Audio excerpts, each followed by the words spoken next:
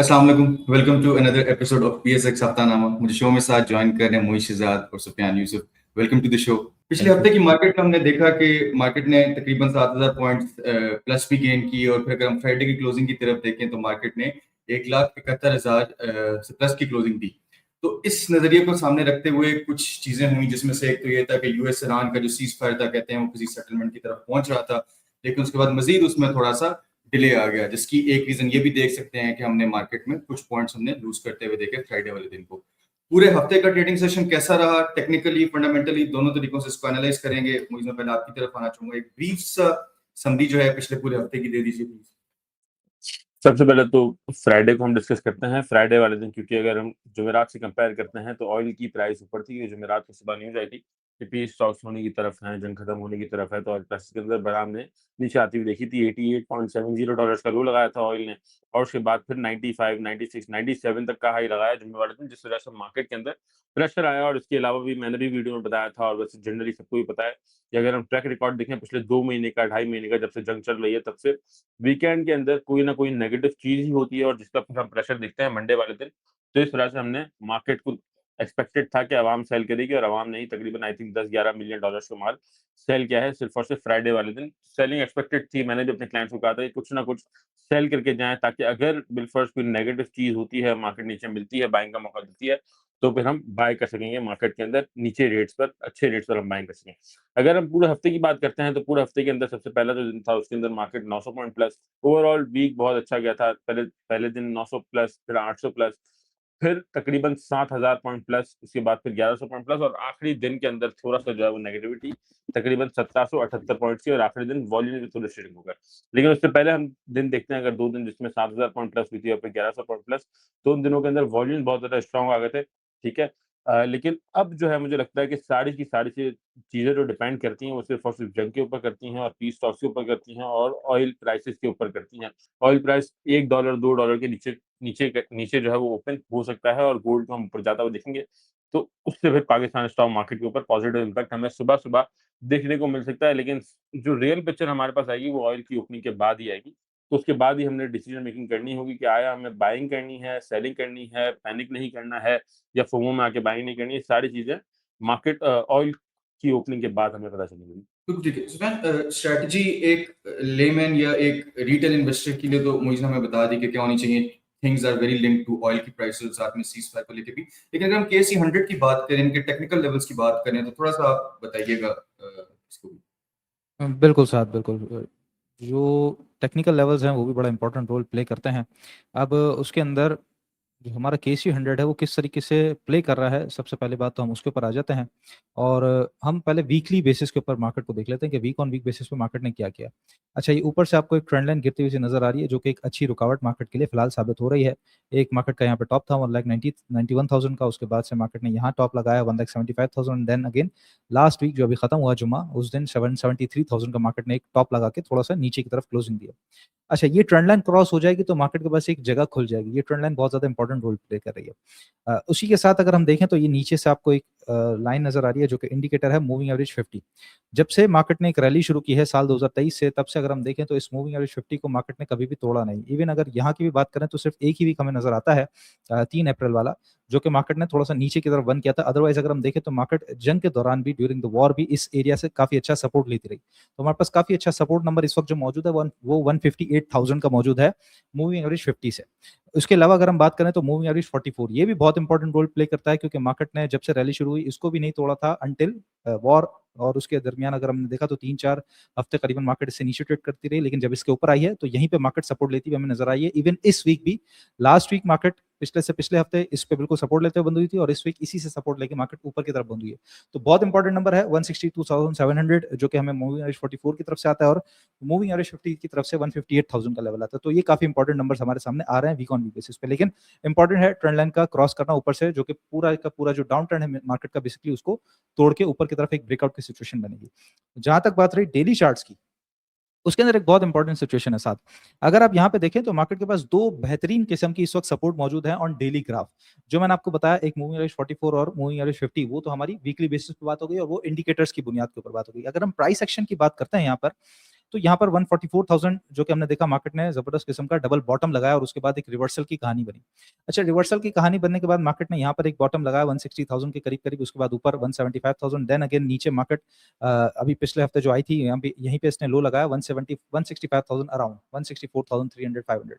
तो एक double bottom हमें यहाँ मिलता है, एक डबल बॉटम हमें यहाँ मिलता है, यानी कि मार्केट के पास ज़बरदस्त किस्म की 2 बेहतरीन किस्म की सपोर्ट मौजूद है। जो बात हो रही थी कि मार्केट वहाँ से नीचे चली जाएगी, फिलहाल मुझे पर्सनली ऐसा नज़र नहीं आता चार्ट्स को देखते हुए। तो 2 बेहतरीन किस्म की सपोर्ट हमारे पास मौजूद है। ऊपर की जहाँ तक बात रही तो 163,000 164,000 ये मार्केट का पिवट रहेगा, इससे ऊपर मार्केट को चलना ज़रूरी है। अच्छा, आप देखेंगे कि ये 2 सपोर्ट मेरे पास मौजूद हैं, एक है 169,500 170,000 ये एरिया, और एक है 163,000। बेसिकली ये वो एरिया है कि अगर 169,000 इंट्राडे में मार्केट तोड़ के नीचे बंद कर दे तो ट्रेडर हज़रात का वो स्टॉप लॉस है कि वो ट्रेडर हज़रात स्टॉप लॉस बाँध के निकल जाएँगे, तो या तो मार्केट दोबारा इससे ऊपर ट्रेड करना शुरू करे तो आप ऊपर की तरफ बाइंग करेंगे, या फिर आप इंतज़ार करेंगे कि दोबारा मार्केट आपको नीचे इन लेवल्स के करीब मिले, यानी कि 5-6,000 पॉइंट आपको डिस्काउंट के ऊपर माल मिलेगा, लाज़मी मिलेगा अगर ये लेवल नीचे की तरफ टूट गया, जो एक्टिव ट्रेडर्स हैं, जो basically by today cell tomorrow करते हैं। ऊपर की तरफ की जहाँ तक बात रही, मैंने आपको ट्रेंड लाइन से भी दिखा दिया, वीकली चार्ट्स के ऊपर 174,000 का लेवल, यही वो लेवल है कि जहाँ पर आप देखें जब मार्केट यहाँ से ये जो अपना साइडवेज का पीरियड है गुजार के 158,000 से ऊपर की तरफ गई थी, तो सबसे पहले इस लेवल के ऊपर थोड़ा-सा आके इसने रेजिस्ट किया था 3-4 दिन। उसके बाद जब नीचे आई है तो यहाँ पर आप देखें, यहाँ रेजिस्ट किया, यहाँ पे रेजिस्ट किया, उसके बाद इवन अभी भी अगर हम देखें तो यहाँ रेजिस्ट किया। तो 174,000 जो है वो बहुत इंपॉर्टेंट पिवट होगा। इससे अगर ऊपर मार्केट ने इस हफ्ते ट्रेड करा दिया तो बहुत अच्छी बात है। इंशाल्लाह हम 182,000 को एक्टिवली मार्केट को फॉलो अप करता हुआ देखेंगे और हमारा टारगेट 182,000 का रहेगा। अदरवाइज़ मुझे नज़र ऐसा आता है कि मार्केट अगला हफ्ता कुछ साइडवेज में गुजार सकती है, बिटवीन द लाइन्स हो सकती है।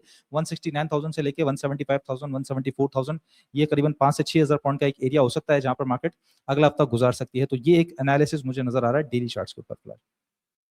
सुफियान, जैसे आपने बताया कि मार्केट साइड लेवल में भी ट्रेड कर सकती है और आपको नजर आ रही है वीक ऑन वीक बेसिस पे, तो मुझे बताइएगा कि बहुत से ट्रेडर्स होते हैं लेकिन बहुत से नए एंट्रेंट्स होते हैं जिनको ज्यादा आइडिया होता नहीं है लेकिन वो ट्रेडिंग कर रहे होते हैं।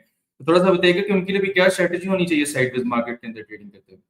साइडवेज मार्केट के अंदर सबसे अच्छा मौका होता है स्टॉक्स जमा करने का। आप स्विंग के लिए जमा कर सकते हैं, क्योंकि खास तौर पे जितने नए लोग हैं, ट्रेडिंग करना चाहते हैं, उनके लिए, नए लोगों के लिए हमेशा स्विंग ट्रेडिंग ही सबसे पहला उसूल होना चाहिए, जो ट्रेडिंग के फील्ड के अंदर कदम रखना चाहते हैं। क्योंकि अगर आप बाय टुडे सेल टुमारो पे जाएँगे या इंट्राडे जाएँगे, तो वो तो बहुत शार्प और बहुत एक्टिव ट्रेडिंग है कि एक्सपीरियंस के बाद आपको आती है। तो स्विंग ट्रेडिंग के लिए जाएँ। स्विंग ट्रेडिंग में आपने थोड़ा-थोड़ा स्टॉक्स को एक्यूमुलेट करना होता है, और जब साइडवेज मार्केट होती है तो आपको इक्का-दुक्का स्टॉक्स होते हैं। आप समझ लीजिए कि आप उँगलियों पे गिन सकते हैं उन स्टॉक्स को जो आपको एक्टिव ट्रेडिंग करते हुए नज़र आएँगे, अदरवाइज़ टोटल मार्केट आपको साइडवेज में नज़र आती है। तो जितने अच्छे स्टॉक्स होते हैं, फंडामेंटली स्ट्रॉन्ग स्टॉक्स हुए हैं, टेक्निकली स्ट्रॉन्ग स्टॉक्स हैं, जिनके पीछे अच्छे रिजल्ट्स आए हुए हैं, ज़ाहिर है उनको फंडामेंटल सपोर्ट करेंगे तो टेक्निकल्स और ज़्यादा सपोर्ट करते हैं।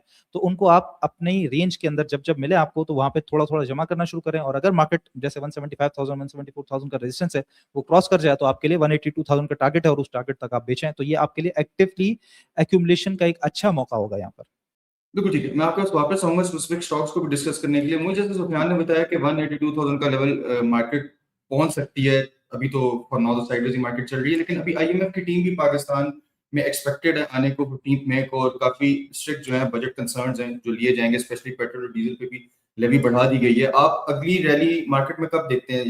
यूएस ईरान का सीज़फायर ही मेन मुद्दा रहेगा, या ये बजटरी कंसर्न्स की वजह से भी मार्केट में हम कोई बेहतर रैली पा सकते हैं? देखिए, 2 ही चीज़ अभी मार्केट के पास रह गई हैं, एक तो यूएस ईरान पीस डील और दूसरा बजट। बजट इतनी जल्दी इम्पैक्ट नहीं करेगा, महीने बाद हम बजट का इम्पैक्ट स्लो-स्लो आता हुआ देख सकेंगे। अगर हमने 1 महीना पहले की तरफ चले जाएँ या 2 हफ्ते पहले, तो हमने प्रेमा के अंदर भी इसका इम्पैक्ट आता हुआ देखा, क्योंकि न्यूज़ और रूमर्स चल रही थी कि 18% से जो टैक्स है, वो कम होके 10% पे आ जाएगा, तो उसका इम्पैक्ट हमें थोड़ा बहुत देखने को मिल गया।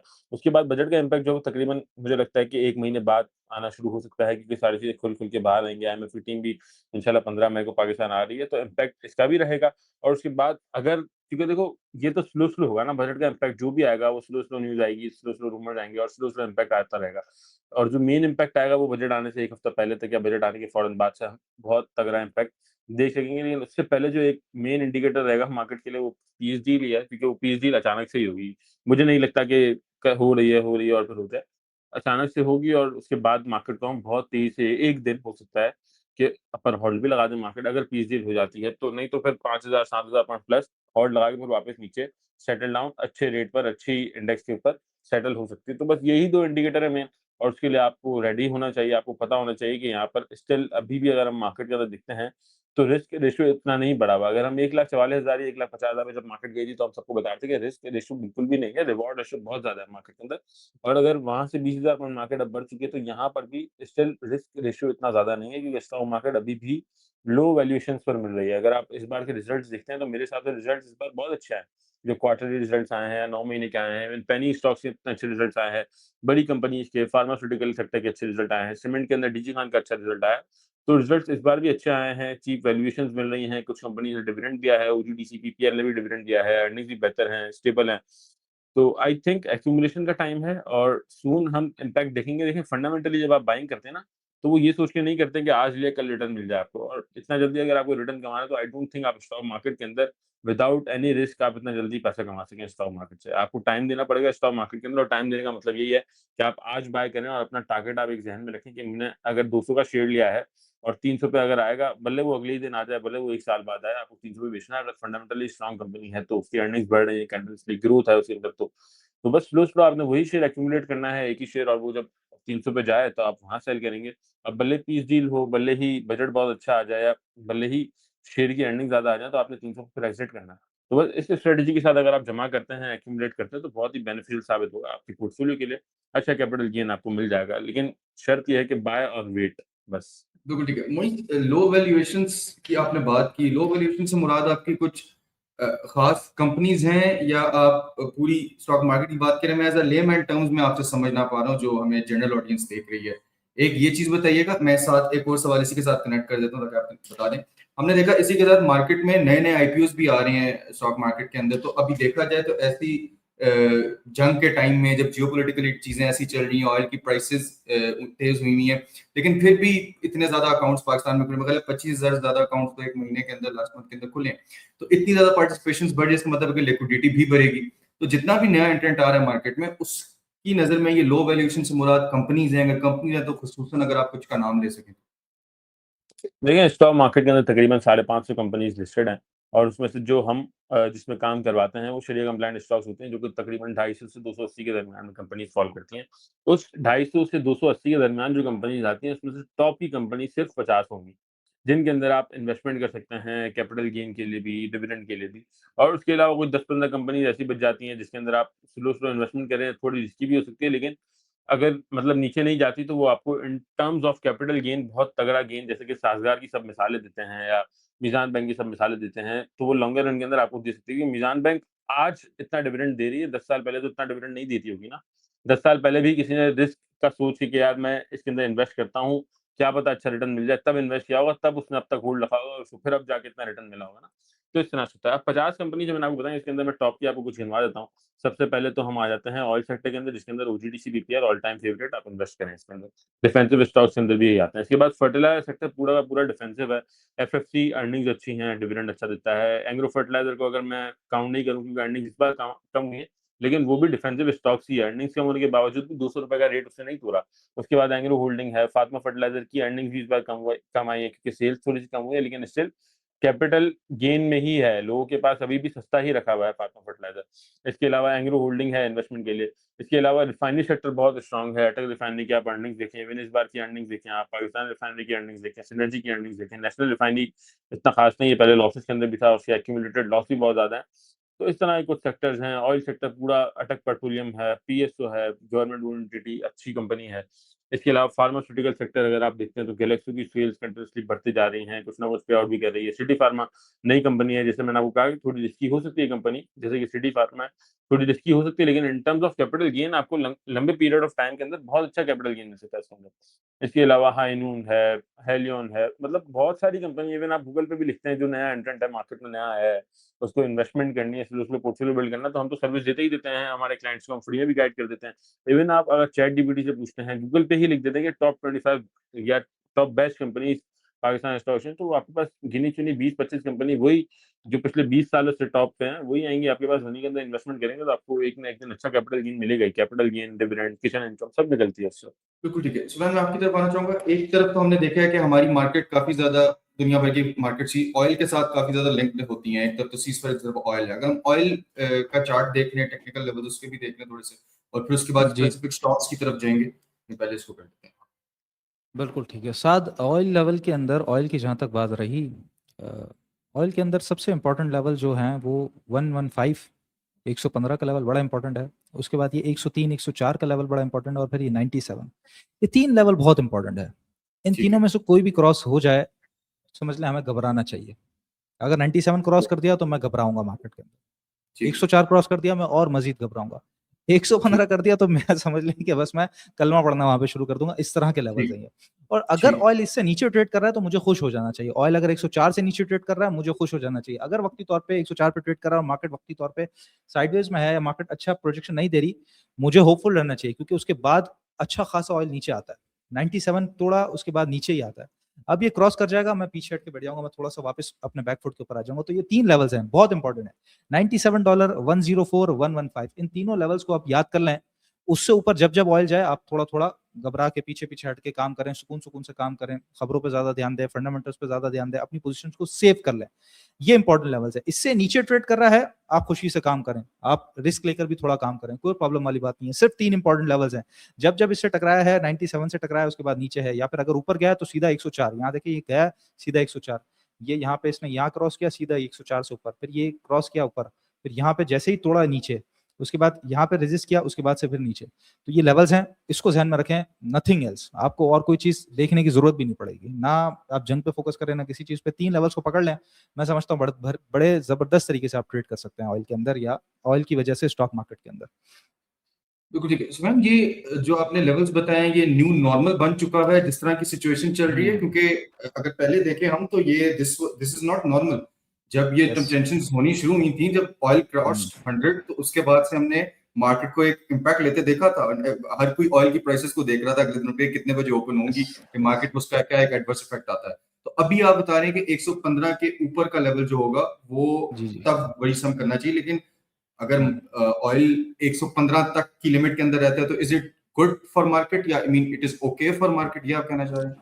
No, it's not okay for market. No, it's not good for market and it's not good for the economy. It's not good for us also. लेकिन अब चूंकि हम हर चीज को टेक्निकल्स के, मैं तो टेक्निकल्स के तराजू में ही तोलूंगा। तो मेरे लिए ये लेवल इंपॉर्टेंट है।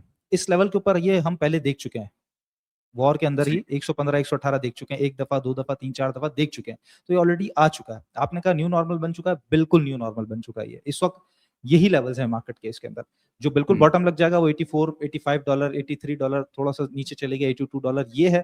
ऊपर की तरफ 115 ने इसको जबरदस्त किस्म का रोक के रखा हुआ, और ये बिटवीन द लाइंस आप देखें यहीं पे ट्रेड करता हुआ आपको नजर आएगा। पूरा वॉर की सिचुएशन ऑयल ने करीबन आप समझ लीजिए कि $92 से लेके $104 इस $10 $12 की रेंज में ही गुजारे हैं, और जो हुआ है इसी के दरमियान हुआ है।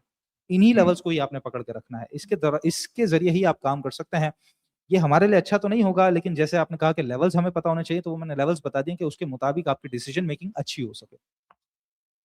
इसी के साथ हम कुछ स्टॉक्स को भी डिस्कस कर लेते हैं। कुछ स्टॉक्स बताइएगा जो वीक ऑन वीक बेसिस पे हम जिनको साथ एनालाइज भी कर सकें, कुछ टारगेट प्राइसेस के साथ शेयर करते बिल्कुल हैं बिल्कुल आप। बिल्कुल साथ सबसे पहले मेरे पास ये ओपन हुआ है PIBTL। कोई किसी किस्म का इंडिकेटर नहीं, नथिंग एल्स, सिर्फ और सिर्फ प्राइस एक्शन है। ये जबरदस्त किस्म का इसका बॉटम लगा था ड्यूरिंग द वॉर ₹13.60 ₹70 का। अभी जब ये ऊपर आया है तो ये देखिए पिछला इसका हाई था यहाँ पे करीबन इसका ₹17 का, उससे ऊपर फिलहाल ये ट्रेड कर रहा है और ऑलमोस्ट कह लीजिए कि वहीं पे ट्रेड कर रहा है ₹17.13 का। तो वो रेजिस्टेंस पे ट्रेड कर रहा है क्योंकि एक जोन होता है।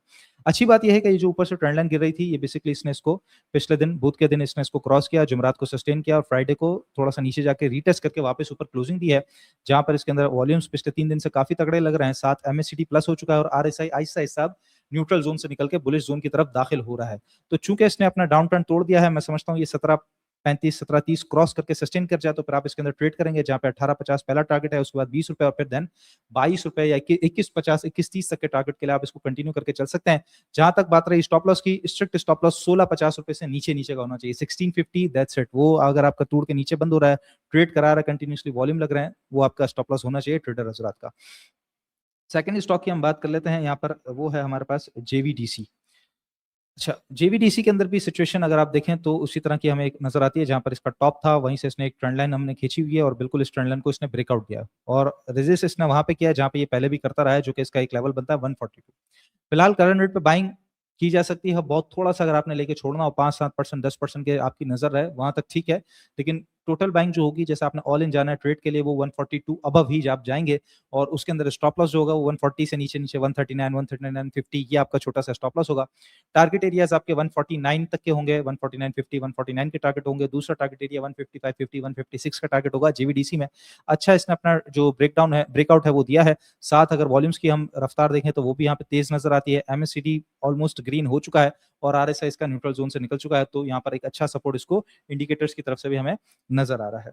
तीसरा स्टॉक देख लें, हाँ, क्योंकि पिछले हफ्ते में जरा चेक कर रहा था तो टेक्नोलॉजी सेक्टर काफी चला है। एवीएन है, ऑक्टोपस है, टेलीकार्ड है, सुपरनेट है, ये सब काफी अच्छे चले हैं। तो जहां तक बात रही सिस्टम्स की, फंडामेंटली स्ट्रॉन्ग स्टॉक्स, ये वही स्टॉक है जिसके बारे में अभी कुछ देर पहले मुइज बात कर रहा था। तो एमएससीडी आहिस्ता आहिस्ता इसका जो रेडिश जो जोन है, मतलब बेरिश इंपैक्ट है, वो थोड़ा कम होता है, यहाँ पे पॉजिटिव साइड पे आता हुआ सामने नजर आ रहा है। ठीक है, लेकिन इसके अंदर एक प्रॉब्लम यह है थोड़ी सी कि यहाँ पर इसने दो डॉजी बना दिए, तो थोड़ा सा इसको जरा हमें देखना होगा। आप समझ लीजिए कि 156 अगर क्रॉस कर जाए, 156 का लेवल क्रॉस कर जाए तो फिर हम इसके अंदर बाइंग करेंगे, जहाँ पे 168 एंड देन 174, 175 के टारगेट के लिए हम इसको कंटिन्यू करेंगे। सिस्टम्स लिमिटेड को स्ट्रिक्ट स्टॉप लॉस जो भी पिछले दिन का लो है 151, तो आप समझ लीजिए 150 का साइकोलॉजिकल बैरियर है, उससे नीचे नीचे 149 का स्ट्रिक्ट स्टॉप लॉस रखेंगे। टारगेट 168 से 174 होगा, लेकिन जो बाइंग होगी वो 156 क्रॉस करने के बाद होगी। इसने भी अपना डाउन ट्रेंड तोड़ दिया है, लेकिन अगर कैंडल थोड़ी सी मजबूत हो जाएगी तो हमारे लिए और मजीद कंफर्मेशन का बाइस बनेगी। इसके अलावा एक और स्टॉक हम डिस्कस कर लेते हैं, पिछले दिनों स्प्लिट हुआ है, क्लोवर। और बहुत छोटी सी रेंज अब ज़ाहिर है इसकी है, क्योंकि वो स्प्लिट के बाद तो स्टॉक की रेंज जितने दिन की होती है वही मैं आपको दिखा सकता हूँ। यहाँ पर अगर बात करें अनएडजस्टेड चार्ट्स के अंदर, तो ये बिल्कुल बॉटम के बाद इसका टॉप लगा, उसके बाद यहाँ पे नीचे बॉटम लगाने के बाद साइडवेज है। पिछले दिन की कैंडल और अगर पिछले दिन के वॉल्यूम्स देखें, साथ एमएससीडी जो इसका बिल्कुल बंद हो रहा है। आरएसआई की फिलहाल बात नहीं करते क्योंकि स्प्लिट हुआ हुआ, तो आरएसआई भी इस वक्त हम इसको इग्नोर करते हैं। लेकिन बाकी दो इंडिकेटर की बात करें तो वो काफी सपोर्टिव है। सबसे बड़ी बात है कि वॉल्यूम्स काफी अच्छे लगे हैं। सीधा टारगेट करीबन 10.5 का नजर आता है, और 10.5 से पहले भी जो ये इसका अभी हाई लगा था 10 रुपए, तो आप समझ लीजिए 10 से 10.5 का इसका टारगेट एरिया है। स्ट्रिक्ट स्टॉप लॉस जो पिछले दिन का लो है 8.25 रुपए, उससे नीचे नीचे का ही होगा। करंट रेट से लेके नीचे पूरा 8.60, 8.50 ये आपका पूरा इसका बाइंग जोन बनता है। तो ये 4 स्टॉक्स हैं हमारे पास, क्लोवर है, जेवीडीसी है, इसके अलावा पीआईबीटीएल है और सिस्टम्स लिमिटेड है। ठीक, ये जो आपने टारगेट्स हमें बताए हैं ये वीक ऑन वीक बेसिस पे होंगे जी जी बिल्कुल, नेक्स्ट वीक के अंदर इस तरह ट्रेड आप इस प्लान से, इस स्ट्रेटजी से ट्रेड कर सकते हैं। ठीक है, वही हमने टेक्निकल फ्रंट इन स्टॉक्स का देख लिया, इन्हीं को अगर हम थोड़ा फंडामेंटली भी डिस्कस कर लें। जेवीडीसी एक बहुत बड़ा ग्रुप है, अच्छी कंपनी है, थोड़ा सा इसके बारे में बता दीजिए इन्वेस्टमेंट के हवाले से। जेवीडीसी, सिस्टम्स, क्लोवर और पीआईबीटीएल, ये 4 स्टॉक्स। जेवीडीसी की लास्ट अर्निंग भी बहुत तगड़ी आई थी, और जब अर्निंग आई थी, जब रिजल्ट आया था, तब मैंने लोगों को बताया भी था अपने व्हाट्सएप में, वीडियो में भी शायद बताया कि बहुत मिड डे मूव में मैंने बताया था। यस, तो मैंने बताया था बहुत अच्छी अर्निंग आई है, तगड़ी अर्निंग से, तो बिल्कुल जेवीडीसी के अंदर इन्वेस्टमेंट करना चाहिए। इसका जो रिसेंट हाई था उससे ऊपर आप 180-200 रुपए तक के टारगेट्स के लिए अगर आप होल्ड करना चाहें साल 1.5 साल के लिए, तो जेवीडीसी के अंदर कर सकते हैं। दूसरी कंपनी है सिस्टम्स लिमिटेड। तो सिस्टम्स लिमिटेड की अगर हम पूरा पास देखते हैं तो बहुत अच्छा रिटर्न दिया है उसने इन्वेस्टर्स को, तो वो भी बहुत ज़्यादा स्ट्रॉन्ग है, उसके अंदर भी आप काम कर सकते हैं। इसके अलावा पीआईबीटीएल की हम बात करें तो पीआईबीटीएल ऑलरेडी अर्निंग्स अंदर आ चुका है, अर्निंग्स भी बेहतर हैं, और प्लस जो हमारी ट्रेड्स ओपन होंगी अफगानिस्तान से जो ओपन हुई है, इवन अगर जंग खत्म होती है तो प्रॉपर्ली ट्रेड्स ओपन होंगी। इसके बाद रेकोडेक का प्रोजेक्ट भी है, तो उसके अंदर भी कंपनी की अर्निंग्स बहुत ज़्यादा बढ़ जानी है, तो इसको भी अगर आप लॉन्गर टर्म के लिए लेना चाहें तो पीआईबीटीएल को भी आप इन्वेस्टमेंट कर सकते हैं। और क्लोवर की इस बार की अर्निंग भी अच्छी है। क्लोवर इवन मेरी फेवरेट कंपनी होती थी जब 40-50 पे ट्रेड कर रही होती थी। पिछले साल मुझे याद है जब मैं इस्लामाबाद में था, हम मिड डे पीएसएस पर रिकॉर्ड करते थे, तब मैं बहुत ज़्यादा बोलता था कि क्लोवर के अंदर इन्वेस्टमेंट करनी चाहिए, 40-50 रुपए की थी। उसके बाद इसने बोनस शेयर भी दिए, सब दिया।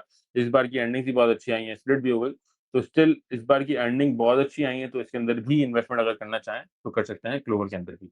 मुझे मैं आपके पास नेक्स्ट सवाल के लिए आऊंगा, उससे पहले अपनी ऑडियंस को बताना चाहूंगा कि टीम स्टॉकिफाई का technical analysis super class batch 9 का जो कोर्स है, जो कि इंशाल्लाह 6 जून से स्टार्ट होने जा रहा है, इसकी रजिस्ट्रेशन अभी ओपन है। इस कोर्स को डॉक्टर मसूद राशिद लीड करेंगे, जिसमें आपको डिफरेंट किस्म के टेक्निकल जितने भी स्किल्स रिक्वायर्ड होंगे वो प्रोवाइड किए जाएंगे, अलॉन्ग विद ट्रेडिंग साइकोलॉजी, और भी काफी चीजें हैं जो इस कोर्स के अंदर इंक्लूडेड है। 8 वीक्स इसकी ड्यूरेशन होगी। मजीद मालूमात आपको जितनी भी इस कोर्स से रिलेटेड चाहिए आप मैसेज कर सकते हैं 0336244466, नंबर आपको कमेंट्स में भी मिल जाएगा। मुझे वापस आपकी तरफ आना चाहूंगा, नेक्स्ट वीक की स्ट्रेटजी बता दीजिए। डिपेंड्स ऑन ऑयल, सिर्फ और सिर्फ मार्केट का एक ही इंडिकेटर है और मेन इंडिकेटर है मेरे हिसाब से। आई सब लोग जो जाग रहे होते हैं 3 बजे, क्या ओपन होता है ऑयल, लेट्स सी क्या ओपन होता है ऑयल, ताकि फिर उस हिसाब से स्ट्रेटजी बना सके। तो ऑयल अगर प्रेशर में खुलेगा तो मार्केट ने ऊपर जाना, और मुझे जहाँ तक लगता है कि ऑयल ने प्रेशर में ही खुलना है। मार्केट ने 1,70,500 को रिटेस्ट भी किया और अराउंड वहीं पे ही क्लोजिंग आई है मार्केट की। तो मुझे लगता है कि मार्केट को हम 174 जिस लेवल बताया था वहां तक एक बार टच कर सकती है, या फिर 175 तक मार्केट एक बार मेरे हिसाब से टच कर सकती है, क्योंकि अभी जो है वो पीस डील की तरफ ही बातें चल रही हैं, कोई नेगेटिव एज़ सच कोई बात नहीं है, इवन वीकेंड के अंदर भी कोई नेगेटिव चीज़ हमने नहीं सुनी। तो मुझे लगता है कि सारी चीज़ें स्लो सेटल डाउन हो जाएँगी और मार्केट स्लो ऊपर ही जाएगी। तो 175 तक जा सकती है मार्केट। इसका मतलब ये नहीं है कि आपने कल सुबह मार्केट ओपन होते ही कि भाई स्टॉक वालों ने कह दिया कि 175 तक मार्केट जाएगी तो आज ही सारा माल बाय कर लेता हूँ, ऐसा नहीं करना है आपने। शेयर्स ऑलरेडी आपके पास पहले से होंगे, ऐसा तो कोई भी बंदा मेरे ख्याल से नहीं होगा जो पुराना ट्रेडर हो या इन्वेस्टर हो और उसके पास 100% कैश हो, कुछ ना कुछ शेयर्स आपके पास होंगे। तो 175 पर अगर मार्केट जाती है और कोई बहुत ज़्यादा पॉजिटिव न्यूज़ नहीं आती जंग खत्म होने की या बजट से रिलेटेड, तो आपने थोड़ी बहुत सेलिंग लाज़मी करनी है ताकि नीचे फिर हमारे पास बाइंग का मौका हो। अगर नीचे नहीं गई मार्केट तो ऊपर हम बाय कर लेंगे, कोई ऐसा प्रॉब्लम वाली बात नहीं है। एक बार आप प्रॉफिट छोड़ेंगे तो 100 मौके आते हैं स्टॉक मार्केट के अंदर, हर बार मौका मिलता है, ज़रूरी नहीं है आप सारे मौके अवेल करें। तो स्लो हम काम करेंगे ताकि स्लो पैसा वेल्थ बिल्डिंग हो सके हमारी, आज ही हमें करोड़पति नहीं बनना है। तो बस स्लो बाइंग करनी है, अगर कैश है तो कैश रखें, थोड़ा शेयर्स होंगे 175 पे सेल करेंगे, उसके बाद कोई हमें अच्छा शेयर मिला या इवन जैसे सुफ़ियान ने कॉल दी तो वो भी आप थोड़ी-थोड़ी बाय कर सकते हैं। ऐसा नहीं है कि सुफ़ियान ने कॉल दे दी तो आपने सारे पैसों का वही ले लिया। सुफ़ियान ने भी जैसे कहा कि 5-7% ही आपने अगर तमाम शेयर्स लेने हैं, जो 4 कंपनीज़ बताई हैं, तो 4-5% आप लें, कुछ पैसा बचे तो स्लो सेल करते जाएँ, पार्ट्स के अंदर सेल करें। एक साथ सारा सेल भी नहीं करना है, एक साथ सारा बाय भी नहीं करना है आपने। तो बस ऑयल की ओपनिंग के ऊपर मार्केट की ओपनिंग डिपेंड करती है मंडी की। ऐसी है, ऑयल की ओपनिंग पे भी डिपेंड करती है और आपकी अप्रोच बहुत रैशनल होनी चाहिए, बहुत कॉशियस अप्रोच के साथ चलना चाहिए। जैसे सुफ़ियान ने टेक्निकल लेवल्स बताया और मुइज़ ने फंडामेंटली चीज़ें एक्सप्लेन की, फिर भी एक कॉशियस अप्रोच, एक स्ट्रैटेजी के साथ मार्केट में चलेंगे तभी कामयाब हो सकेंगे। इंशाल्लाह मुलाकात होगी कल आपसे रोज़नामा के अंदर, तब तक के लिए मुझे और मेरी टीम को इजाज़त दीजिए। अल्लाह हाफ़िज़।